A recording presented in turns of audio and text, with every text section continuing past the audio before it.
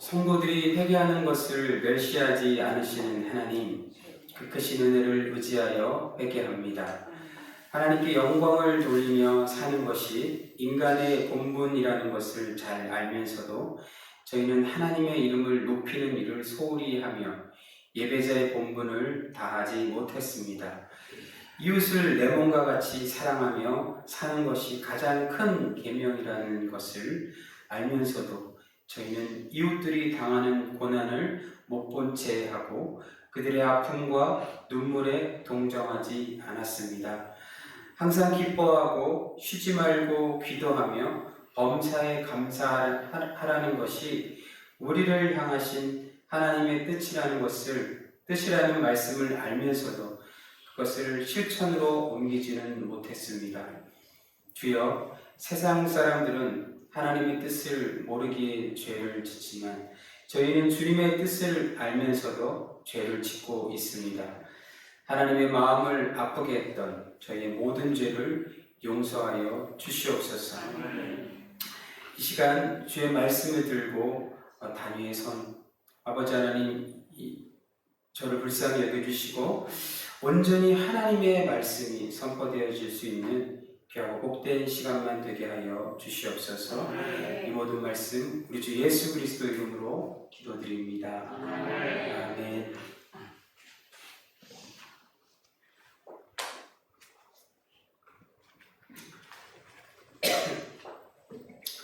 오늘은 사무엘상 4장 1절에서 11절 말씀을 통해서 신앙과 미신이라는 제목으로 여러분과 하나님의 말씀을 나눴으면 좋겠습니다. 많은 은혜 되는 시간이 되었으면 좋겠습니다. 성도 여러분, 신앙생활의 목적은 무엇일까요? 네, 신앙생활의 목적. 신앙생활의 본질이라고 할 수 있을 것 같은데요. 제가 여러 번 여러분들에게 말씀드렸습니다. 사실은 우리가 구원받는 순간은 굉장히 짧은 찰나의 시간입니다. 그렇죠? 그 구원의 그 감격과 그 기쁨이 우리 신앙생활의 전반에 걸쳐 그게 계속적으로 유지될 수 있다면 정말 대단한 것이죠. 그렇지 않다라는 건 저와 여러분들이 너무나 잘 알고 있습니다. 그렇다면 구원에 대한 문제는 분명히 아니겠죠. 그러면 신앙생활의 본질적인 그 목적은요, 하나님을 알아가는 과정이다라고 생각하시면 좋겠습니다. 우리가 신앙생활을 통해서 내가 뭔가 어떤 것을 얻고 그런 것도 중요하지만 하나님 주시는 복을 누리는 것도 중요하지만 하나님을 알아가는 것, 그것보다 중요한 것은 없을 것입니다, 여러분. 우리가 하나님을 어떻게 알아가느냐에 따라서 우리의 신앙이 견고해지고 더욱더 단단해지게 되는 것입니다. 이스라엘 백성의 예를 들어서 설명해드리면, 여러분, 출애굽한 이스라엘 백성, 출애굽 사건은 구원의 사건이죠. 그래서 그들이 구원을 받았습니다. 그들은 너무나 기뻤어요. 왜냐하면 하나님께서 그들에게 땅을 약속하셨어요. 약속의 땅을 그들에게 약속하셨죠. 그 땅은, 여러분, 이스라엘 백성은요, 이집트에서 평생을 일을 해도 단 한 평의 땅을 가질 수가 없었어요. 그게 노예의 삶입니다. 노예란 그렇게 살아갈 수밖에 없는 거예요. 자기가 아무리 수고하고 노력해도 가질 수 없는 그런 제한된 삶이 노예의 삶이죠. 그런데 하나님께서 그들에게 땅을 약속하신 거예요.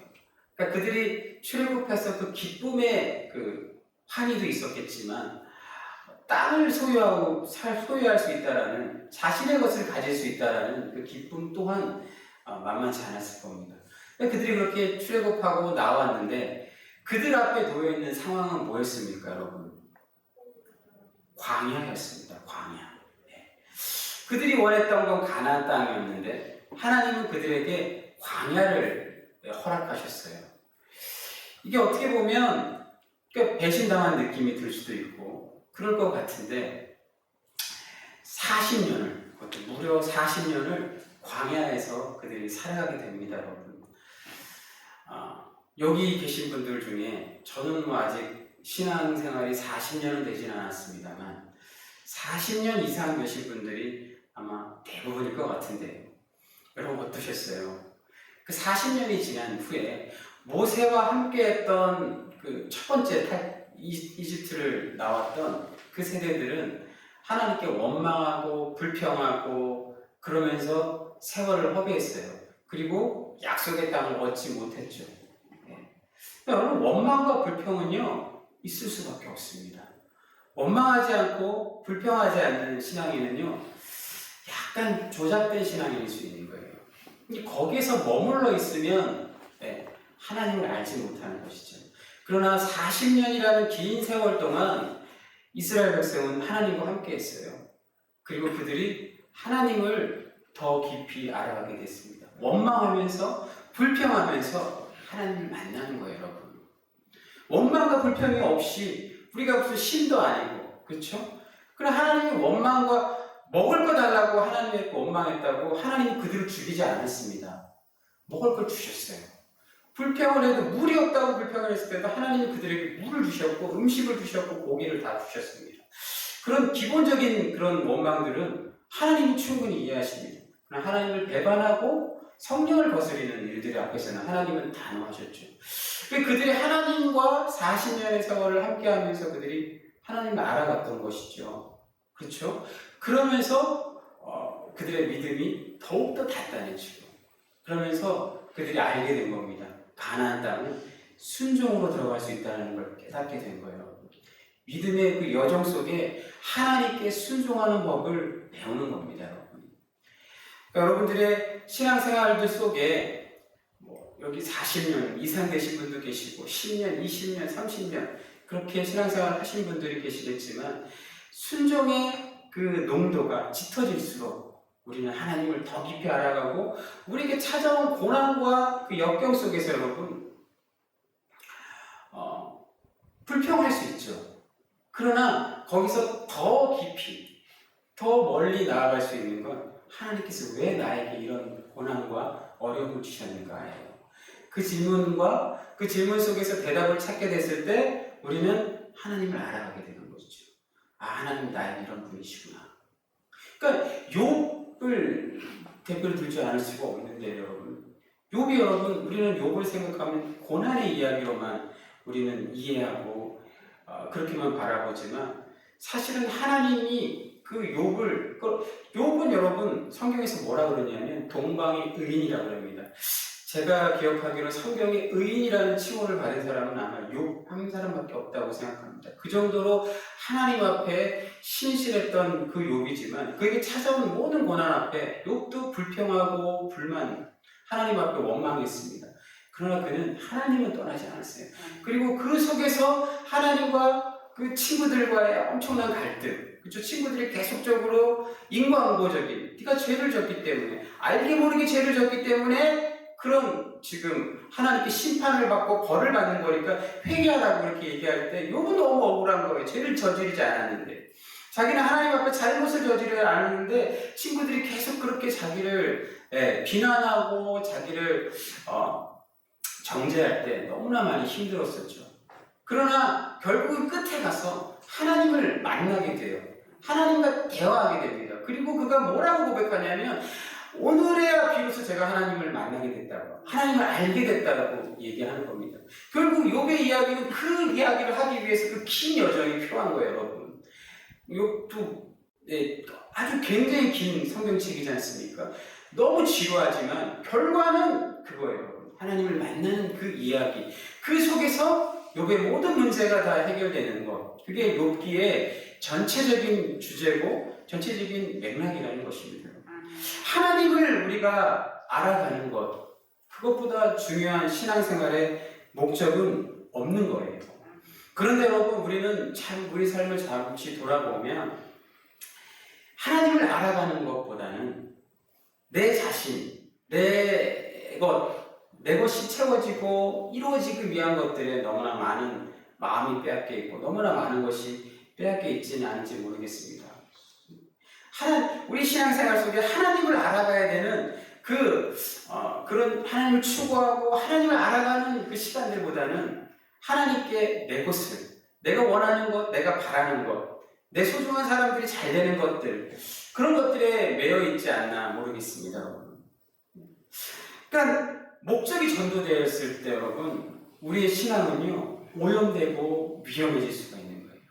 제가 얼마 전에 그 MBC의 프로그램 중에 실험 탐사대라는 프로그램이 있습니다.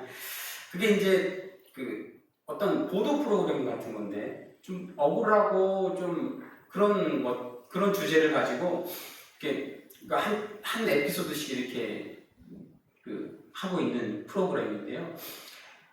제가 봤던 그 에피소드의 제목은 내 딸을 구해줘입니다. 내 딸을 구해줘.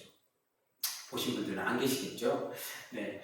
그런데 그 내용은 뭐냐면 어떤 여인이 주인공인데요. 이 여인은 이제 남편이 이제 정신질환이 있어서 정신병원에 입원하고 그래서 혼자 세 자녀를 양육하고 키우고 이렇게 살았던 분인 거예요. 그러니까 여인 혼자서 3명의 자식을 키운다는 게 쉬운 일이겠습니까? 굉장히 어려운 일이죠. 저희도 우리 2명의 자녀를 둘이서 키우는데도 버거운데 제가 항상 듣는 소리가 있어요.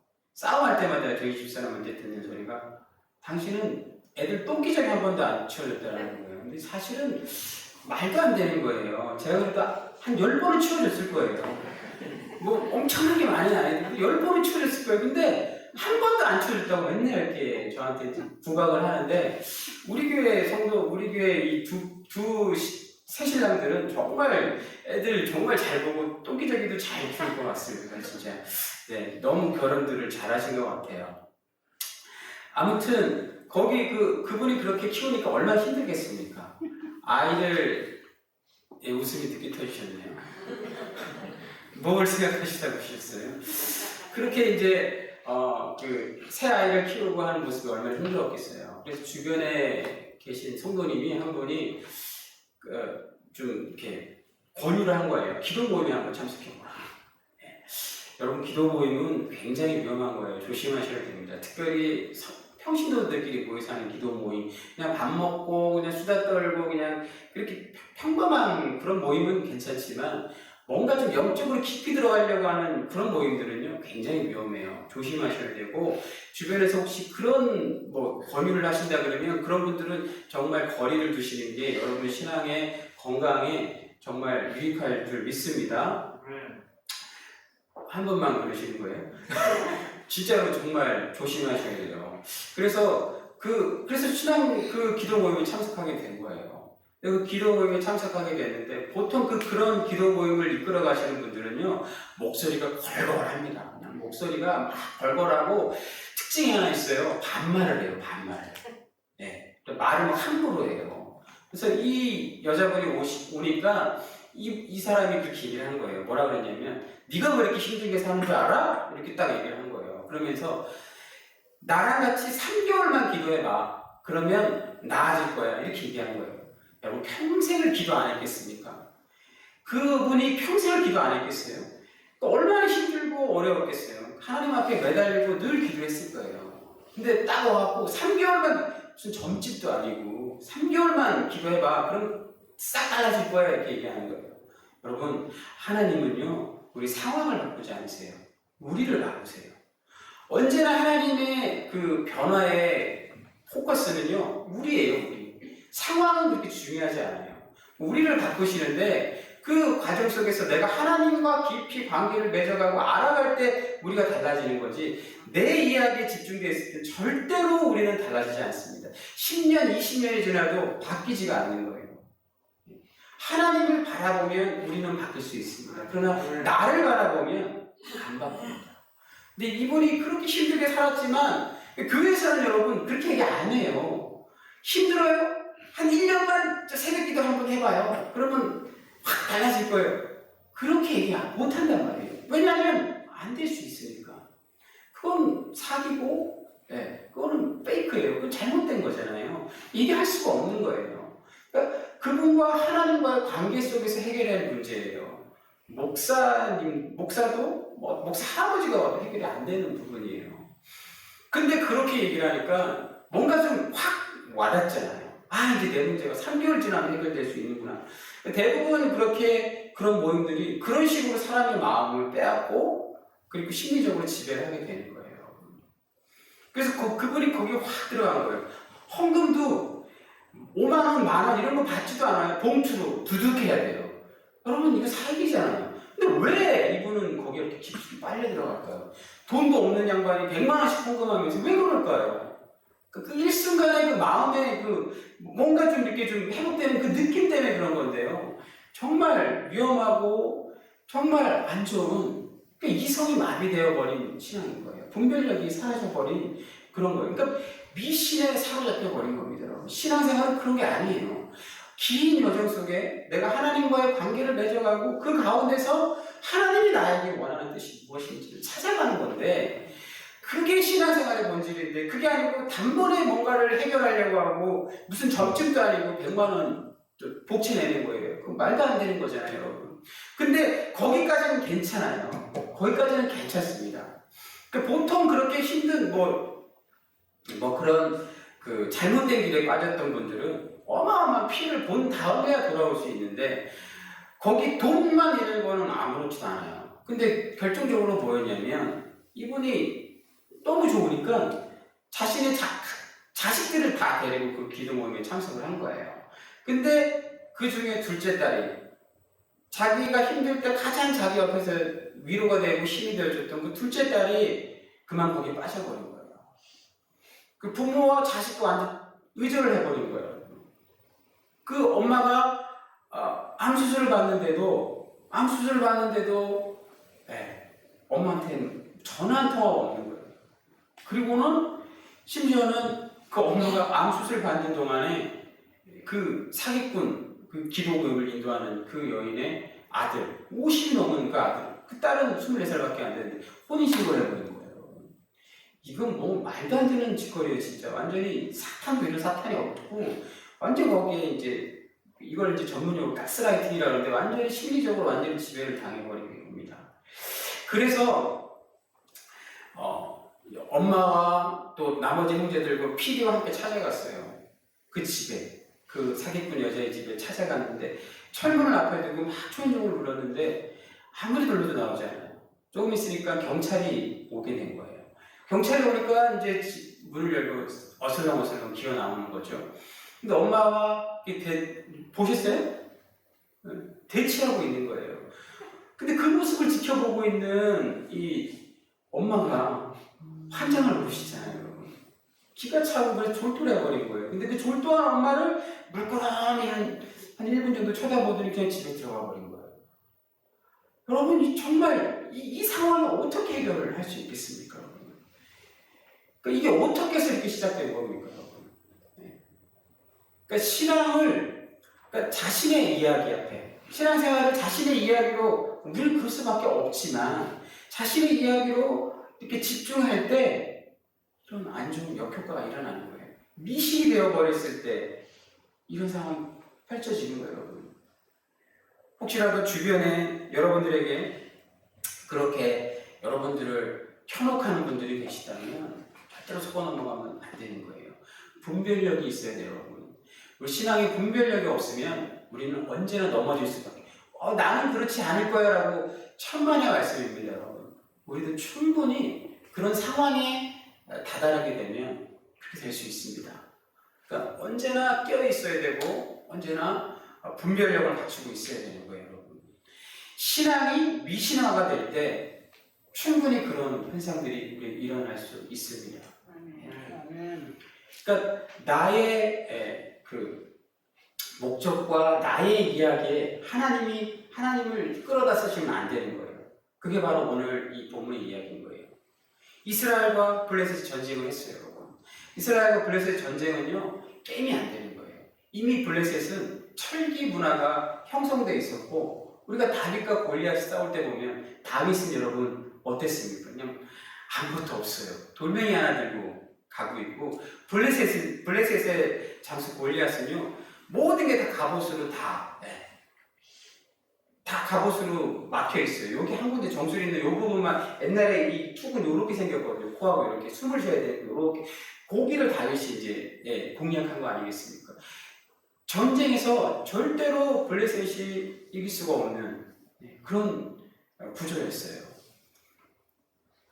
그러니까 전쟁할 수가 없는. 근데 블레셋이 두려워하는 이유는 여호와 하나님 때문이죠. 여호와 하나님 때문에. 이스라엘과 그렇게 어쨌든 그 전쟁을 벌였어요. 전쟁을 벌이게 되었는데 어떻게 됐습니까? 오늘 첫 번째 전쟁에서 졌어요. 그래서 몇 명이 죽었어요? 4,000명이 죽었습니다. 근데 3절의 말씀을 보면 여러분 뭐라 그러냐면요. 첫 번째 3절의 말씀을 보면 백성이라고 해요. 백성. 전쟁을 하는 사람이 백성이 전쟁을 해요? 누가 전쟁을 하는 거예요, 여러분? 군대가 전쟁을 하고 군사들이 전쟁을 해야 되는 거잖아요. 백성이 돌아왔다라는 거죠. 백성이 전쟁을 한 거예요. 그러니까 그만큼 전쟁을 할 수가 있는 그런 상황이 아닌 거예요. 그런데 돌아온 그들이 이스라엘 장로들이, 그러니까 영적 지도자들이죠. 장로들이 뭐라 그러냐면 왜 졌을까 우리가 전쟁에서. 그러다가 곰곰이 고민해 보니까 언약궤를 가지고 왔어야 되는 겁니다. 우리가 그것 때문에 진 거다. 그러면서 언약궤를 가지고 오는 거예요. 여러분, 하나님이 우리의 요구와 우리의 원함과 우리의 발행을 위해서 하나님이 사용되어지면요, 그건 우상이 되는 거예요. 하나님이 아니에요.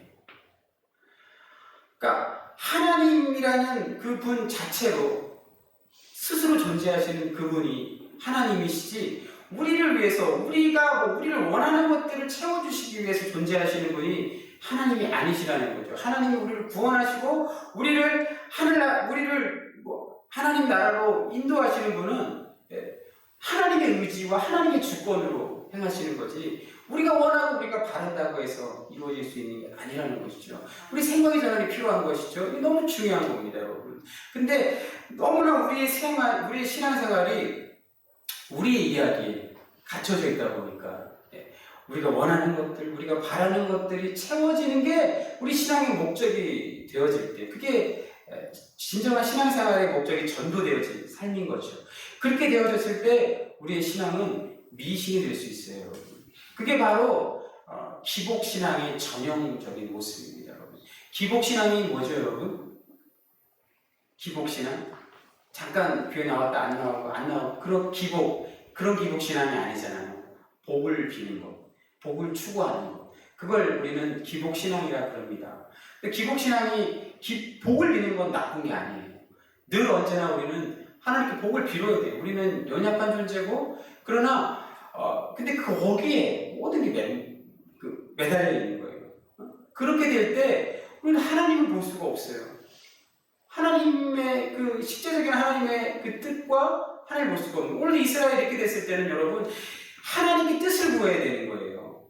하나님의 뜻을 구해야 되는 거예요.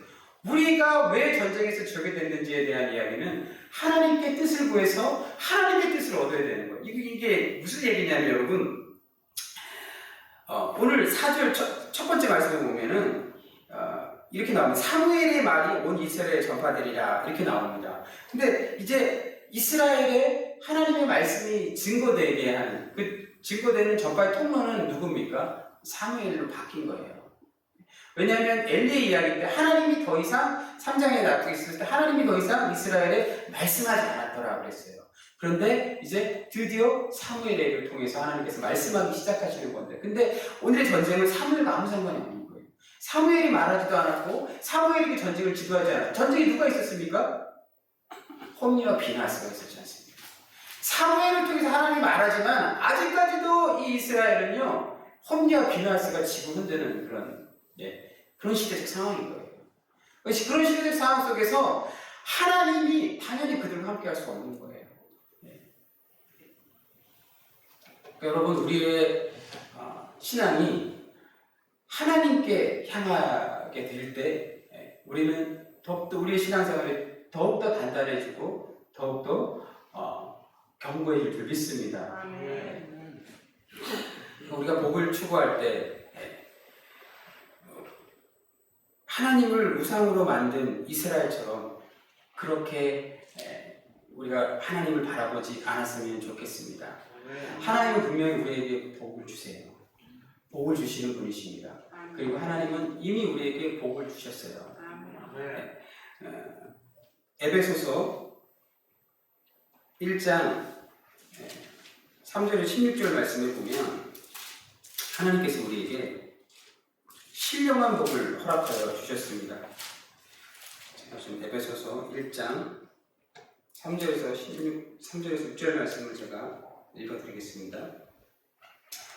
찬송하리로다. 하나님 곧 우리 주 예수 그리스도의 아버지께서 그리스도 안에서 하늘에 속한 모든 신령한 복을 우리에게 주시되 곧 창세전에 그리스도 안에서 우리를 택하사 우리로 사랑 안에서 그 앞에 거룩하고 흠이 없게 하시려고 그 기쁘신 뜻대로 우리를 예정하사 예수 그리스도로 말미암아 자기의 아들들이 되게 하셨으니 이는 그가 사랑하시는 자 안에서 우리에게 거저 주시는 바 그의 은혜의 영광을 찬송하게 하려는 것이라.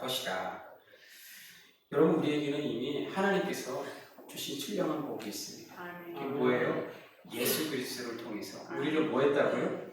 아들 삼아 주셨다. 우리를 자녀 삼아 주셨다는 거예요. 그 귀한 복을 우리에게 주셨는데 우리가 그 복을 잃어버리고 자꾸 그 복에다가 플러스 알파를 하다 보면 이 복이 보이질 않는 거예요.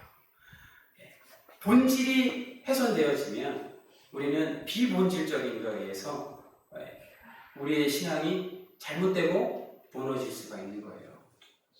저는 오늘 하나님께서 우리에게 주신 그 신령한 복을 또 깊이 마음속에 받아들이고 또 그 복의 주체로 살아가는 우리의 삶이 얼마나 하나님의 영광이 되는 삶인지 깨달아 알 수 있는 성도님들이 되시기를 주님의 이름으로 축원드립니다. 아멘. 기도드리겠습니다. 하나님 아버지 은혜를 감사합니다. 우리가 자칫 잘못하면 미신적 신앙의 길로 빠질 수 있는 그들의 모습이 있습니다. 연약하고 또 부족합니다. 하나님 우리에게 분별할 수 있는 능력을 허락하여 주시옵소서. 그래서 어떠한 위협에도 흔들리지 않는 그런 믿음을 가지는 저희들 되게 하여 주시옵소서. 또한 기도하며 나아갑니다. 아버지 우리에게 주신 이 귀한 신앙생활 때로는 지루하고 또 긴 시간들입니다. 그러나 40년의 시간을 통해서 그들이 비로소 하나님 앞에 100%의 순종의 길을 걸어갈 수 있었던 이스라엘 백성처럼 아버지 우리도 그렇게 하나님 앞에 순종의 길을 향하여 하나님을 알아갈 수 있는 귀한 또 복된 또 기쁨의 귀한 시간들이 될 수 있도록 하나님 우리 신앙생활을 축복하여 주시옵소서. 감사드리며 이 모든 말씀 우리 주 예수 그리스도 이름으로 기도드리옵나이다.